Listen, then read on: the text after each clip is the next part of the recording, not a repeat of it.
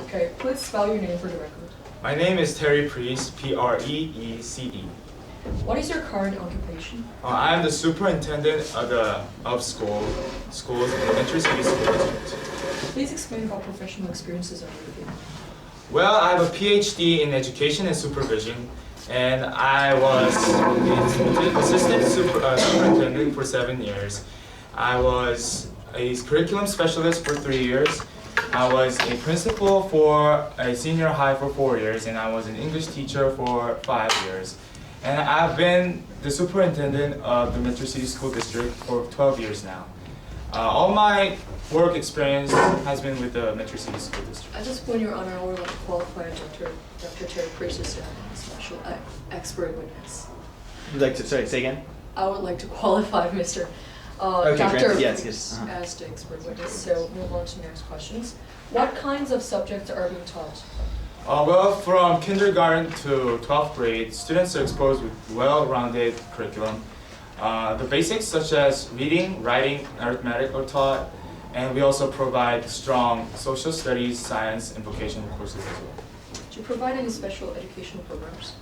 Yes, we do have a special reading program, and we implemented it 3 years ago since reading skills are so important.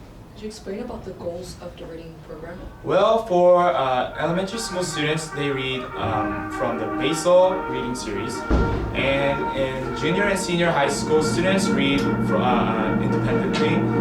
Since our goal is to help them comprehend the reading materials and increase their enjoyment in reading.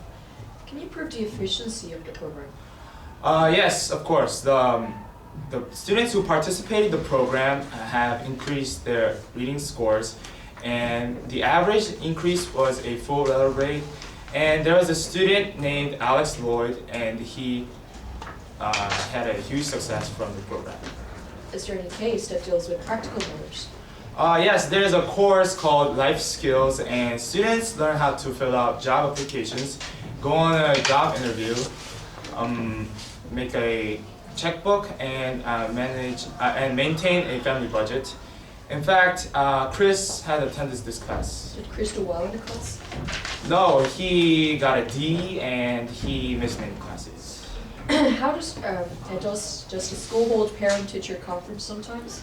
Yes, we do hold parent-teacher conferences twice a year, and we do also have open houses within 6 weeks of the opening of the school.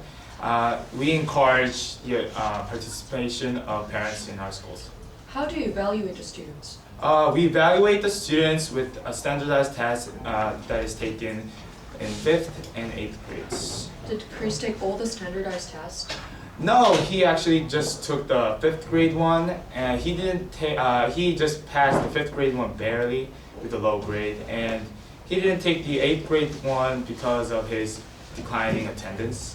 But he never made up for the test. How is his grade overall from elementary to junior and senior high school? Well, in elementary school, he actually had a fair grade with a good attendance. But in junior and senior high, he started to miss many classes, and his grades seemed like to reflect that fact. Did Chris's mother make any contact to the school to ask about her son? No, actually, she never made contact with the school district or the school about the Chris's performances. Do you communicate with students and their parents in terms of the student's absence or educational problems? Yes, we do give out report cards 4 times a year, and we add deficiency notes if it is needed. And we also notify the family if a student is absent. No further questions, Your Honor. Okay. Prosecution.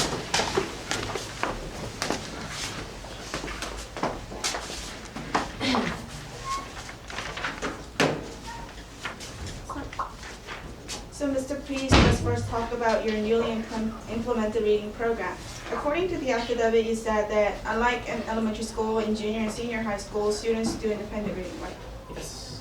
And you said that this program increases the students' joy of reading and concentrating comprehension, right? The student Alex Lloyd proved that the students actually indeed improve scores in reading effectively from the course. And you also stated that the schools let students do independent reading because by that time, students have the basic skills for the reading, right? Yes, since after taking 5 or more years of reading programs, students tend to increase their reading skills and they effectively do reading when they reach junior or senior high school. Then in this class, is this class based on the basic skills of the student that they've learned since their kindergarten and elementary school, right? Please answer in yes or no. Yes. Okay, do the reading classes in junior and senior high schools give the grade or not? No, it is not. No grade is good. Then the teachers don't have the grade that can objectively tell whether the student is falling behind or not, right? Well, reading skill, since the grades are given in elementary schools, and since the school district keeps the record of all the grades given in elementary schools, teachers know the grades of the students that they took the reading courses, the grades of the reading courses they took in elementary school. So teachers know which student who fall behind or who are ahead. So you said that Alex Lloyd participated in this program, right? Yes, And you also said that he doesn't have any difficulty with the reading skills. he's a successful student. Yes. And then please tell us, how can you be so sure that he doesn't have the difficulty reading? He took the SAT and the school district got his scores and he scored over 700. So that definitely proved that he knows how to read. Okay, about the math curriculum, you teach how to add, subtract, multiple, and divide in this class, right? Yes.